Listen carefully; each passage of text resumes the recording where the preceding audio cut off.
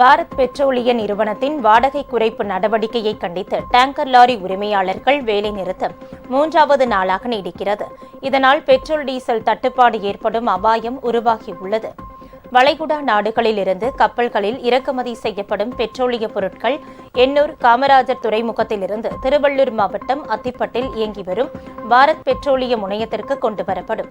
அங்கிருந்து தரம் பிரிக்கப்பட்ட டேங்கர் லாரிகள் மூலம் சென்னை, திருவள்ளூர், காஞ்சிபுரம், செங்கல்பட்டு உள்ளிட்ட மாவட்டங்களுக்கு பெட்ரோல் டீசல் அனுப்பி வைக்கப்படுகிறது. அத்திப்பட்டு பெட்ரோலிய முனையத்தில் சுமார் 150 லாரிகள் ஒப்பந்த அடிப்படையில் இயக்கப்பட்டு வரும் நிலையில் பாரத் பெட்ரோலிய நிர்வாகம் 5 ஆண்டுகளுக்கு முன் போடப்பட்ட வாடகை ஒப்பந்தத்திலிருந்து 15% வாடகையை குறைத்து நிர்ணயம் செய்ய உள்ளதாக அறிவித்துள்ளது. இதனை கண்டித்து டேங்கர் லாரி உரிமையாளர்கள் வேலைநிறுத்தம் செய்து வருகின்றனர். இந்நிலையில் டேங்கர் லாரி உரிமையாளர்களுடன் பாரத் பெட்ரோலிய நிர்வாகத்தினர் நேற்று பேச்சுவார்த்தை நடத்தினர். சுமார் 2 மணி நேரம் நீடித்த பேச்சுவார்த்தையில் உடன்பாடு எட்டப்படவில்லை. லாரி உரிமையாளர்களின் கோரிக்கை ஏற்கப்படாததால் வேலைநிறுத்தம் தொடரும் என்று லாரி உரிமையாளர்கள் தெரிவித்துள்ளனர்.